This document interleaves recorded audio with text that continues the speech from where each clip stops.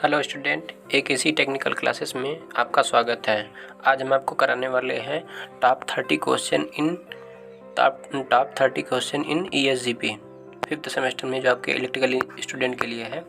ठीक है, electrical student के लिए है आपका ESGP सब्जेक्ट है, उसमें हम आपको टॉप 30 क्वेश्चन कराने वाले हैं। तो चलिए देखते हैं। पहला क्वेश्चन देखिए आपका यहाँ पे है। देखिए, मोस्ट इम्पॉर्टेंट क्वेश्चन है। पहला क्वेश्चन आपको पूछा जा सकता है, इलेक्ट्रिकल फॉल्ट को समझाइए। ठीक है, इलेक्ट्रिकल फॉल्ट क्या होते हैं। इलेक्ट्रिकल फॉल्ट में आपको लिखना होता है इलेक्ट्रिकल फॉल्ट, जैसे इसमें पहला आपको लिखना रहेगा electrical fault open circuit fault. ठीक, ओपन सर्किट फॉल्ट। दूसरा आपका आ जाएगा शॉर्ट सर्किट फॉल्ट। फिर तीसरा आप लिखेंगे अर्थ में जो फॉल्ट होती है, अर्थ लीकेज फॉल्ट। तो चौथा आपका हो जाएगा कॉम्बिनेशनल फॉल्ट। ठीक है, तो आपको इस तरह से चारों हेडिंग को आपको लिखना है। उसके बारे में फिर आपको फिगर बना के भी लिखना होगा। फिगर बना देंगे ठीक रहेगा, नहीं बनाएंगे तब भी चल जाएगा, लेकिन आपको पहले हेडिंग में लिखना रहेगा ओपन सर्किट फॉल्ट, फिर आपका दूसरा रहेगा शॉर्ट सर्किट फॉल्ट, फिर तीसरा आपका रहेगा आपका अर्थ लीकेज फॉल्ट, और चौथा आपका कॉम्बिनेशनल। ठीक, इस प्रकार से आपका पहला क्वेश्चन कंप्लीट होता है। फिर आपका देखिए नेक्स्ट क्वेश्चन है आपका, बहुत इंपॉर्टेंट क्वेश्चन है, आपके हर एक पेपर में पूछा जाता है कि लेआउट चार्ट। देखिए नेक्स्ट क्वेश्चन आपका दूसरा है, ये आपके हर पेपर में पूछा जाता है, हर साल पूछा जाता है। वेरी बहुत इंपॉर्टेंट है, आपको इसको पहले पढ़ना रहेगा। ठीक है, layout chart of electric fault. Electric जो फॉल्ट होती हैं उसका लेआउट बनाना है आपको। लेआउट, अब देखिए लेआउट चार्ट में आपको जो बनाना होता है उसमें सिंगल फेज है, डबल फेज है तथा 3 फेज, तीनों के लिए आपको पहले एक चार्ट बनाना होगा। चार्ट बना के उसमें चार्ट बनाने के बाद आपको सिंगल फेज में लिखना होगा, सिंगल फेज के लिए ओपन सर्किट फॉल्ट। इसी प्रकार सेकंड के लिए भी आपको लिखना रहेगा ओपन सर्किट फॉल्ट, और 3 फेज के लिए भी आपको ओपन सर्किट फॉल्ट। फिगर बना के आपको लिखना नहीं, बस फिगर आपको बनाना है। ठीक है, जैसे देखिए यहाँ पे आपको इसी तरह से लिखना होगा। यहाँ पे देखिए, यहाँ पर आपका सिंगल फेज हो जाएगा, यहाँ पर आपका 2 फेज हो जाएगा, यहाँ पे आपका 3 फेज हो जाएगा। फिर यहाँ पे आप लिखेंगे ओपन। ठीक, ओपन सर्किट फॉल्ट, तो ओपन में आपको फिगर इस तरह से बनाना होगा। ठीक, इसमें आपको 2 बनाना होगा, इसमें आपको 3 बनाना होगा इसी तरह से। ठीक है, ये आपका ओपन सर्किट हो गया। फिर आपका शॉर्ट सर्किट इसी तरह से लिखना है। शॉर्ट सर्किट फिर आपको ऐसे बनाना है। शॉर्ट सर्किट इसका एलिजिबल नहीं होता है, मतलब नॉट एलिजिबल, इसका नहीं बनाया जा सकता है। ठीक है, फिर दूसरा आपका सेकंड सर्किट में आपका हो जाएगा, यहाँ पे 2 आपके तार रहेंगे और ये आपस में शॉर्ट हो जाएंगे। यहाँ पे 3 वायर होंगे, वो आपस में शॉर्ट हो जाएंगे। इस प्रकार से आपको ओपन सर्किट फॉल्ट और शॉर्ट सर्किट फॉल्ट तथा आपका अर्थ लीकेज फॉल्ट और चौथा आपका कॉम्बिनेशनल, चारों को आपको बना के फिगर दिखाना है। आपको 5 नंबर फुल्ली मिलेगा। ठीक है, ये क्वेश्चन बहुत इंपॉर्टेंट है, इस क्वेश्चन को आप पढ़ लीजिएगा, मोस्ट इम्पॉर्टेंट क्वेश्चन है। नेक्स्ट क्वेश्चन आपका देखिए, नेक्स्ट क्वेश्चन पूछ रहे हैं कि वेरियस टाइप ऑफ स्विच। ठीक, वेरियस टाइप ऑफ स्विच, इनमें से कोई एक लिखिए। वेरियस टाइप ऑफ स्विच कौन कौन से हैं, देखिए वेरियस टाइप ऑफ स्विच। देखिए इसमें से आपको वेरियस टाइप ऑफ स्विच में कौन कौन से स्विच को आपको पढ़ना होगा।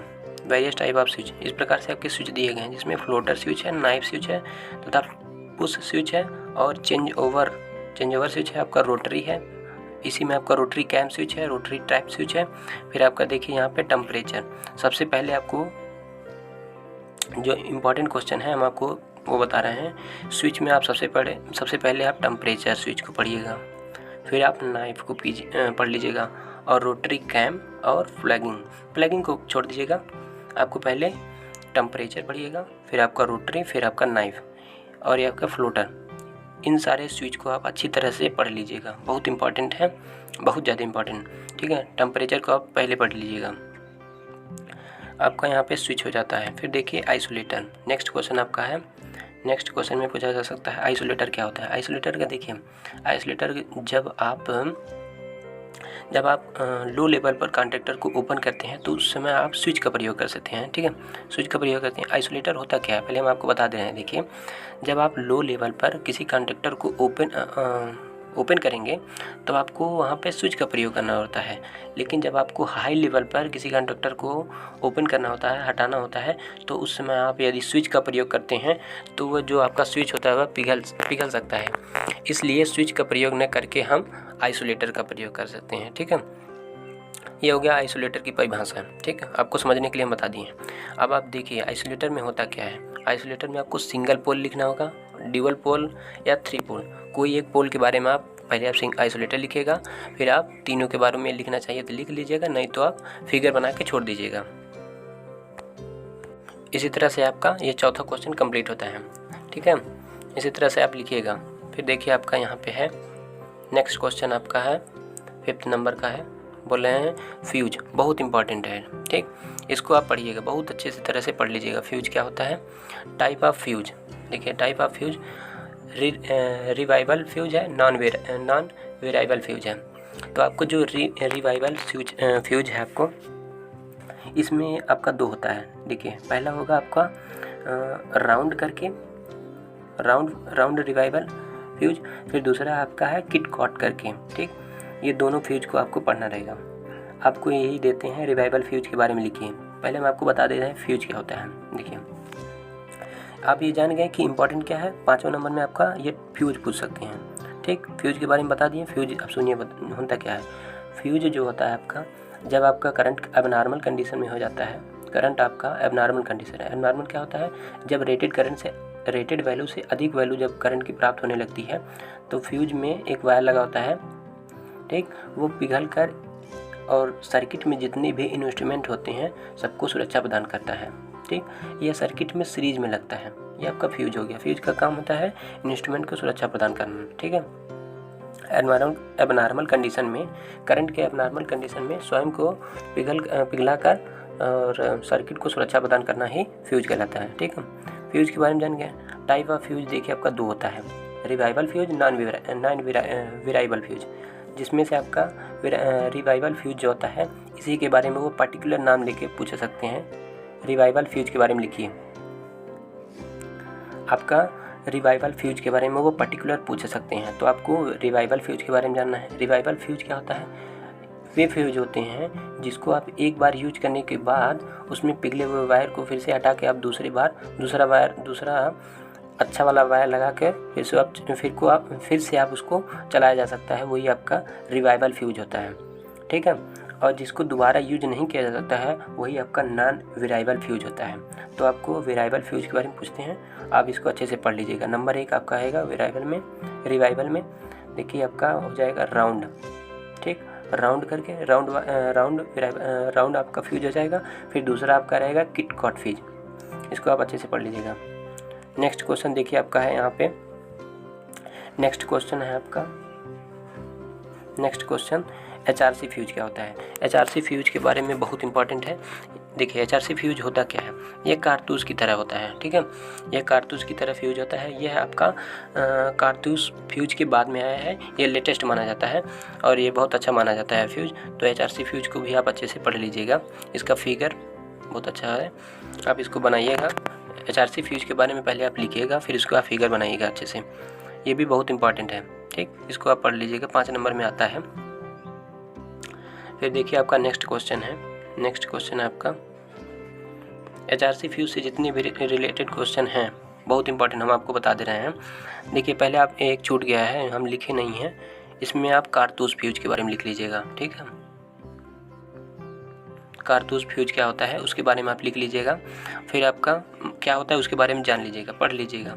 फिर आपका दूसरा है HRC फ्यूज क्या होता है उसके बारे में। फिर आपका है देखिए नेक्स्ट क्वेश्चन है 7th number, HRC fuse with carbon tetrachloride.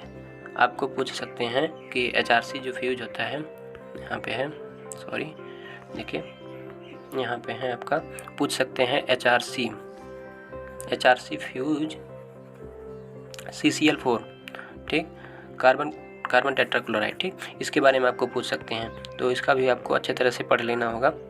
फिर आपका यहाँ पे देखिए या 8 नंबर है आपका HRC fuse with tripping.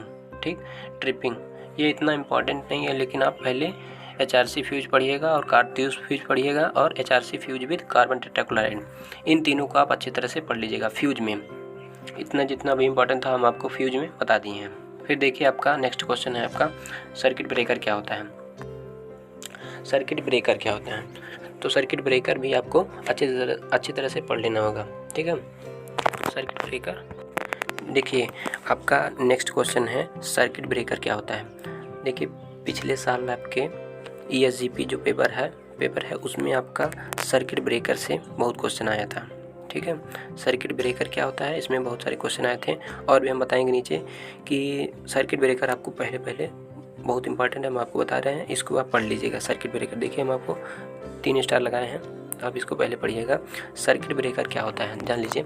Circuit breaker का काम होता है जब आप किसी जब कोई भी इलेक्ट्रिक सिस्टम होता है, ठीक, जब कोई इलेक्ट्रिक सिस्टम हाई केवीए पर किसी मैनुअली हाई सिस्टम पर उसको आप मैनुअली ऑन ऑफ करेंगे, ठीक। कोई इलेक्ट्रिक सिस्टम है उसको आप मैनुअली ऑन ऑफ कर रहे हैं, या तो आप ऑटोमेटिक जो होता है ऑटोमेटिक एबनॉर्मल कंडीशन में उसको प्रोटेक्ट कर रहे हैं। उस समय जिस डिवाइस का आप यूज करेंगे वही आपका सर्किट ब्रेकर होता है, ठीक। सर्किट ब्रेकर का काम है हाई केवीए जो होती हैं, हाई केवीए पर किसी सर्किट को सुरक्षा प्रदान करना, ठीक। इलेक्ट्रिक जो भी सिस्टम होती हैं उनको सुरक्षा जो प्रदान करता है वही आपका सर्किट ब्रेकर होता है। सर्किट ब्रेकर के बारे में आप जान गए होंगे। सर्किट ब्रेकर के बारे में आपको अच्छी तरह से पढ़ लेना होगा, फिगर बनाइएगा। इसका आगे बहुत ज़्यादा उपयोग है सर्किट ब्रेकर का, ठीक। अब देखिए आगे क्या है सर्किट ब्रेकर। 10वां नंबर है आपका नेक्स्ट क्वेश्चन में बोल रहे हैं एयर सर्किट ब्रेकर, ठीक। हम बताए थे आपको बहुत इंपॉर्टेंट है, आपको इसमें पढ़ना रहेगा एयर सर्किट ब्रेकर क्या होता है। इसके बारे में भी आप अच्छी तरह से पढ़ लीजिएगा, फिगर भी आप अच्छे से रिवाइज कर लीजिएगा। फिर आपका नेक्स्ट क्वेश्चन है ऑयल सर्किट ब्रेकर को समझाइए। ऑयल सर्किट ब्रेकर क्या होता है, ऑयल सर्किट ब्रेकर भी आपको पढ़ना होगा। देखिए सर्किट ब्रेकर में जितने भी इंपॉर्टेंट है हम आपको बता रहे हैं। सर्किट ब्रेकर पहले पढ़िएगा, फिर आपका air circuit breaker, oil circuit breaker, देखिए यहाँ पे 11 नंबर। फिर 12 नंबर है आपका SF6 सर्किट ब्रेकर। SF6 एक गैस होती है, उसमें उसका प्रयोग करके हम सर्किट ब्रेकर बनाते हैं, उसमें आप उसके भी पढ़ लीजिएगा। फिर आपका है नेक्स्ट है आपका वैक्यूम सर्किट ब्रेकर। इसमें से पहले आपको एयर पढ़िएगा, ऑयल पढ़िएगा, SF6, फिर आप चौथे में जाके वैक्यूम को पढ़ लीजिएगा। थोड़ा बहुत आपको पढ़ लेना होगा, उसमें जो आपको आएगा आप लिख दीजिएगा। फिगर आपको पहले बहुत अच्छी तरह से बनाइएगा, साफ़ सुथरा लिखेंगे तो आपको अच्छा खासा नंबर मिलेगा, ठीक है। तो देखिए हम आपको बता दिए हैं सर्किट ब्रेकर से जितने भी रिलेटेड क्वेश्चन थे हम आपको बता दिए हैं। 5 नंबर में आता है, फिगर आप अच्छे से बनाएंगे और थोड़ा बहुत लिख देंगे, आपको अच्छा खासा नंबर मिल जाएगा।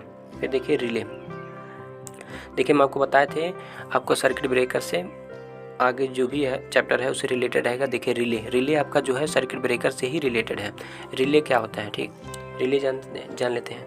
रिले जो होता है एबनॉर्मल कंडीशन में सर्किट ब्रेकर को ऑन कराना ही रिले कहलाता है, रिले होती है, ठीक। रिले सर्किट ब्रेकर को ऑन कराती है एबनॉर्मल कंडीशन में, रिले होता है। रिले के बारे में आपको बता दिए। देखिए हिंज्ड आर्मेचर और moving iron type circuit relay आपको इसमें इस चैप्टर में आपका है, इसको पढ़ लीजिएगा और आपका फिगर भी तैयार कर लीजिएगा, ठीक। यहाँ पर देखिए आपका नेक्स्ट क्वेश्चन है 15 नंबर में बोल रहे हैं इंडक्शन डिस्क टाइप रिले में आपका इंडक्शन डिस्क टाइप रिले है, उसको भी आप पढ़ लीजिएगा। फिर देखिए यहाँ पे है नेक्स्ट क्वेश्चन है आपका नेक्स्ट क्वेश्चन देखिए बहुत इंपॉर्टेंट है थर्मल रिले, इसको आप तैयार कर लीजिएगा। Thermal relay very very very बहुत इंपॉर्टेंट है आपका। यहाँ पे देखिए सिंगल मेटेलिक स्ट्रिप नहीं पूछता है ज़्यादा, वो बाई मेटेलिक स्ट्रिप का प्रयोग बहुत ज़्यादा किया जाता है, इसलिए वो पूछते हैं। आप इसको पहले याद कर लीजिएगा थर्मल रिले, ठीक। थर्मल रिले में आपको पहले इसको याद करना है। रिले में आप ये हिंज्ड वाला और इंडक्शन वाला इसको आप पहले मत तैयार कीजिएगा, पहले आप बाई मेटेलिक स्ट्रिप को तैयार कर लीजिएगा। बाई मेटेलिक स्ट्रिप इसमें 2 धातुओं की अलग अलग पत्तियों को मैकेनिकली द्वारा कनेक्ट किया जाता है और उनके ऊपर वाइंडिंग करके जो भी होता है आप इसको पहले से पढ़ लीजिएगा, ठीक है। होता है बाई मेटेलिक स्ट्रिप, इसमें मूविंग आयरन, इसके बारे में आप बहुत अच्छे से पढ़िएगा। बाई मेटेलिक स्ट्रिप क्या होता है और बहुत इंपॉर्टेंट है, हम आपको बता दे रहे हैं। पेपर में, पिछले पेपर में आपका आया था, पिछले पेपर जो आपका हुआ था इसमें आपका पूछा गया था कि by metallic strip, thermal relay पहले पूछे थे, फिर आपको बाई मेटेलिक स्ट्रिप के बारे में भी पूछा गया था। फिर देखिए यहाँ पे आपका है next question, over current protection scheme. Over current protection scheme को समझाइए आप। आपका नेक्स्ट चैप्टर से है ओवर करंट प्रोटेक्शन। अधिक करंट से जो प्रोटेक्शन होते हैं उनको, स्कीम को आप देखिए फिगर बनाना है और आपको लिखना भी है, ठीक। फिगर बना के आप लिखिएगा। देखिए ये भी क्वेश्चन बहुत इंपॉर्टेंट है। जितने भी प्रीवियस ईयर क्वेश्चन को आप उठाएंगे उसमें आप जरूर पाएंगे मर्ज प्राइस प्रोटेक्शन स्कीम को आप समझाइए। मर्ज प्राइस प्रोटेक्शन स्कीम जो होता है उसके बारे में आपको विस्तार से लिखिएगा, फिगर भी बनाइएगा। ये भी क्वेश्चन इंपॉर्टेंट है, आते हैं आपके हर साल। जितने भी क्वेश्चन हम आपको दे रहे हैं सब आपके इंपॉर्टेंट हैं, ठीक। वीडियो अच्छी लगे तो लाइक शेयर सब्सक्राइब कर दीजिएगा। ज़्यादा से ज़्यादा अपने दोस्तों में फैलाइएगा वीडियो को, ताकि उनका भी भला हो जाए। फिर देखिए आपका यहाँ पे क्वेश्चन है balance earth leakage fault protection by neutral or alternator of alternator. इसको भी आप क्वेश्चन को पढ़ लीजिएगा। ये क्वेश्चन जो बता रहे हैं आप अपने नोट्स से अच्छी तरह से पढ़ लीजिएगा, बहुत इंपॉर्टेंट है जितने भी बता रहे हैं। फिर देखिए यहाँ पे आपका है 20 क्वेश्चन, 20 नंबर में पूछा गया है अर्थ fault protection of rotor of alternator, ठीक। इसमें अर्थ फॉल्ट जो होता है, अर्थ फॉल्ट होता है अल्टरनेटर की, जो रोटर में आपका अर्थ फॉल्ट होता है उसके बारे में आपको प्रोटेक्शन करना है। तो आप इसका फिगर बनाइएगा और उसके बारे में लिखिएगा कि रोटर में आपका अर्थ फॉल्ट कैसे होता है और क्या क्या सावधानियाँ होती हैं, कैसे बचाना होता है और अर्थ फॉल्ट आप कैसे करेंगे। जो अल्टरनेटर होता है उसके रोटर में आपको फॉल्ट होने से कैसे बचाना है उसके बारे में आपको लिखना होता है, ठीक। बहुत इंपॉर्टेंट है। यहाँ पे देखिए आपका यहाँ पे इंपॉर्टेंट है डीसी प्रोटेक्शन, ठीक। ये जो आपका अर्थ फॉल्ट लिखे हैं रोटर में, डीसी के लिए, डीसी प्रोटेक्शन के लिए बहुत इंपॉर्टेंट है, यही पूछता है। एसी के लिए नहीं पूछता है, डीसी के लिए बहुत इंपॉर्टेंट है। आप इसमें पढ़ेंगे अर्थ fault protection scheme of rotor, protection of rotor of alternator. Alternator में आपको डीसी के लिए पढ़ना है, बता दे रहे हैं। एसी आप उतना मत पढ़िएगा, डीसी को आप पढ़ के जाइएगा। फिर देखिए यहाँ पे है आपका नेक्स्ट क्वेश्चन में बोल रहे हैं, नेक्स्ट क्वेश्चन में थ्री फेज ट्रांसफार्मर का प्रोटेक्शन को समझाइए। थ्री फेज जो ट्रांसफार्मर होती है उनके प्रोटेक्शन को आपको समझाना है, फिगर सहित आपको बनाना है, ठीक। फिगर आप भी बनाइएगा और थोड़ा उसके बारे में वर्किंग जो होता है आपको समझ में आए लिख दीजिएगा, आपको अच्छा खासा नंबर मिलेगा। फिगर आप पहले बनाइएगा, क्योंकि जब फिगर रहेगा तो आप देख के आपका नंबर मिल जाता है। फिगर आप पहले बनाइएगा, ठीक, साफ़ सुथरा लिखेंगे। फिर देखिए नेक्स्ट क्वेश्चन है आपका low voltage protection of motor. Low voltage पर मोटर के प्रोटेक्शन को आपको बताना है, क्या क्या करना होता है, फिगर बनाइएगा। जितने भी क्वेश्चन है सब में आपको अच्छा खासा फिगर बनाना होता है, ठीक है। ESGP में जब आप फिगर बनाएंगे तभी आपको नंबर मिलेगा। यदि आप फिगर नहीं बनाते हैं तो आपको नंबर अच्छा खासा नहीं मिलेगा। फिर देखिए यहाँ पे आपका है नेक्स्ट क्वेश्चन, आपका यहाँ पे है लो वोल्टेज पे हो गया thermal magnetic relay. Thermal magnetic relay आपको भी अच्छी तरह से पढ़ना है। यहाँ पे देखिए थर्मल मैग्नेटिक रिले, देखिए थर्मल रिले भी बताएं हम आपको, बहुत इंपॉर्टेंट है। यहाँ पे thermal magnetic relay with fuse भी आपका बहुत इंपॉर्टेंट है। इसमें मैग्नेटिक डैशपॉट रिले पूछा जाता है, ठीक। इस प्रकार से आप इनको पढ़ लीजिएगा। 23 नंबर का है। फिर देखिए यहाँ पे है आपका 24 नंबर में बोल रहे हैं थ्री फेज मोटर का। 24 नंबर में बोल रहे हैं कि 24 नंबर में देखिए थ्री फेज मोटर का लो वोल्टेज पर प्रोटेक्शन को, थ्री फेज जो मोटर होती हैं उनका लो वोल्टेज पर प्रोटेक्शन कैसे किया जाता है आपको बताना होगा, फिगर सहित आपको लिखना होगा, ठीक है। जितने भी बता रहे हैं आप फिगर बहुत अच्छी तरह से बनाइएगा, बहुत अच्छी तरह से। भले आप थ्योरी कम लिखेंगे चलेगा, लेकिन आप फिगर बहुत अच्छी तरह से बनाइएगा। वो आपको 5 में से 4 नंबर 3 नंबर ज़रूर आसानी से दे देंगे फिगर को देखने के बाद, ठीक। फिर देखिए यहाँ पे आपका, इसमें देखिए आपको बस फिगर बनाना होता है। इसमें फिगर है, इसमें लिखने वाला कुछ नहीं होता है इस प्रकार के क्वेश्चनों में। जैसे देखिए ग्रेडिंग टाइप डीली रिले और रेडियल फीडर, इस प्रकार के फिगर में आपको अच्छी तरह से बस फिगर बनाना होता है। देखिए यहाँ पे एक और, देखिए यहाँ पर आपका ग्रेडिंग टाइम डेली रिले है। ग्रेडिंग टाइम डेली रिले आपको अच्छी तरह से पढ़ लेना होगा। यहाँ पे वो आपका नाम रेडियल फीडर भी दे सकते हैं, ठीक है। रेडियल फीडर क्या होता है उसके बारे में लिखिए, उसका फिगर बनाइए। तो आपको दोनों नाम पता होना चाहिए ताकि वहाँ आपको पेपर में कन्फ्यूजन ना हो। दोनों नामों को आप अच्छी तरह से देख लीजिएगा। देखिए वहाँ यहाँ पे ग्रेडिंग टाइम डेली रिले है, यहाँ पे रेडियल फीडर, दोनों एक है, ठीक है। फिर आपका देखिए नीचे आपका है, ये भी इम्पॉर्टेंट है, ये भी पूछा जाता है। Grading time daily relay with fuse, आपको फ्यूज के साथ बनाना होगा, ठीक है। इसमें आपका जो फिगर है उसको फ्यूज के साथ आपको बनाना होगा। ऊपर वाला है उसमें आपको फ्यूज नहीं बनाना, फ्यूज आपको साथ में नहीं लगाना होता है। फिर देखिए 27 नंबर क्वेश्चन में है, बोल रहे हैं कि protection of parallel bye non directional relay.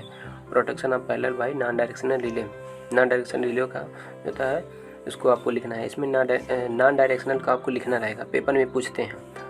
Bye directional का आपको नहीं पूछा जाता है, बस ओनली नॉन डायरेक्शनल का पूछते हैं। तो आप इसको तैयार कर लीजिएगा 27 नंबर क्वेश्चन को अच्छी तरह से। फिर देखिए 28 है आपका, 28 में पूछा जा रहा है लाइटनिंग अरेस्टर। बहुत इंपॉर्टेंट क्वेश्चन है, बहुत ज़्यादा इंपॉर्टेंट, वेरी ठीक, बहुत इंपॉर्टेंट है। आप इसको ज़रूर पढ़ के जाइएगा, इसको मत स्किप कीजिएगा, ठीक। अब देखिए हम आपको इसमें क्या बता रहे हैं। इसमें आपको सबसे पहले देखिए क्या पढ़ना है, यहाँ पे दिया गया है multi horn gap. Lighting arrester के बारे में जान लीजिएगा क्या होता है। फिर देखिए यहाँ पे क्वेश्चन पूछा जाता है इस प्रकार से, मल्टी हॉर्न गैप, ठीक। मल्टी हॉर्न गैप पढ़िएगा, उसमें फिगर क्या होता है, किस प्रकार से बना जाता है उसको आप पढ़ेंगे। फिर यहाँ पर देखिए दूसरा क्वेश्चन भी पूछा सकता है इलेक्ट्रोलाइट, ये वाला उतना इंपॉर्टेंट नहीं है, इंपॉर्टेंट आपका मल्टी हॉर्न गैप, फिर आपका थायरिस्टर लाइटनिंग अरेस्टर। फिर आपका यहाँ पे तीसरा है, चौथा है यहाँ पे लिखा गया, लेकिन तीसरा आप पहले नंबर वाइज हम आपको बता रहे हैं। सबसे पहले आपको पढ़ना है मल्टी वाला, फिर थायरिस्टर वाला, और तीसरा है आपका ऑक्साइड फिल्म, फिर चौथा आप इलेक्ट्रोलाइट। इसको चारों को आपको अच्छी तरह से पढ़ना होगा। पेपर में कोई ना कोई एक जरूर आता है, हर साल पूछा जाता है, ठीक है। इस प्रकार से आप चारों को अच्छी तरह से पढ़ेंगे विद फिगर के साथ, फिगर बनाएंगे तभी आपको नंबर मिलेगा। फिर देखिए नेक्स्ट क्वेश्चन है आपका 1000 kVA 11,000/400। 11,000 को आपको 4,000 में परिवर्तित करना है। भीतरी उपकेंद्र का संयोजन आरेख खींचिए, ठीक है। 29 में आपको इस प्रकार से क्वेश्चन पूछा जा सकता है, 1000 kVA भीतरी उपकेंद्र का संयोजन आरेख खींचिए। इसमें बस ओनली आपको फिगर बनाना होगा, बस ओनली फिगर बनाएंगे, आपको 5 में 5 नंबर मिलेगा। तो आपको बस अच्छी तरह से फिगर को आप 3-4 बार आप रफ में प्रैक्टिस करेंगे, आपका तैयार हो जाएगा, 5 में 5 नंबर मिलता है। इसमें लिखना भी नहीं कुछ रहता है, बस ओनली फिगर बनाइएगा, आपको नंबर मिल जाएगा, ठीक है। अच्छी तरह से आपको पढ़ना है। फिर देखिए आपका नेक्स्ट क्वेश्चन है, नेक्स्ट क्वेश्चन आपका यहाँ से है 30 क्वेश्चन यहाँ पर लिखा गया है T bus bar connection with ATS, ठीक। टी बस बार, इसमें भी आपको फिगर ओनली बनाना होता है, कुछ नहीं लिखना होता है। 2-4 लाइन लिख देंगे तभी ठीक है, नहीं लिखेंगे तभी कोई दिक्कत नहीं है, लेकिन 2-4 लाइन आप लिख दीजिएगा, ठीक है। टी बस बार कनेक्शन आपको पढ़ना है विद ATS, इसमें ये बोला जाएगा तभी आप उसको आप पढ़िएगा विद ATS वाला, और एक विदाउट ATS वाला है उसको आप नहीं पढ़िएगा, विद ATS वाला पहले आप पढ़िएगा, ठीक। 30 नंबर में। फिर देखिए यहाँ पर है आपका H टाइप बस बार कनेक्शन, और एक आपका है रिंग टाइप बस बार कनेक्शन। इनको आप दोनों को पढ़ लीजिएगा, बहुत इंपॉर्टेंट है, पूछे जाते हैं आपके पेपर में, हमेशा हर साल पूछा जा सकता है। फिर देखिए यहाँ पे 31 क्वेश्चन है, ये भी मैं आपको बता दे रहे हैं। SF6 जो आपका है सब स्टेशन जो होती हैं उसके बारे में आपको समझाना रहेगा। फिगर बनाएंगे, SF6 से क्या क्या प्रभावित होते हैं, क्या क्या फ़ायदे होते हैं, क्या क्या नुकसान होते हैं, इसके बारे में आपको लिखना रहेगा SF6 सब स्टेशन के बारे में, ठीक है। तो इस प्रकार से आपका टोटल क्वेश्चन 30 कंप्लीट होता है। आप इन सारे क्वेश्चन को अच्छी तरह से तैयार करेंगे तो आपको 30+ आपका, ठीक, हम आपको 30+ बताते हैं। इससे भी ज़्यादा आपको नंबर मिलेगा यदि आप पूरी अच्छी तरह से आप इनको तैयार कर लेते हैं। तो आप पूरी अच्छी तरह से तैयार करेंगे, आपको 30+ मार्क आसानी से गेन कर सकते हैं। तो अगर आपको कोई भी परेशानी हो या दिक्कत होगा तो कमेंट कीजिएगा, उसका भी हम सलूशन करेंगे। Thank you.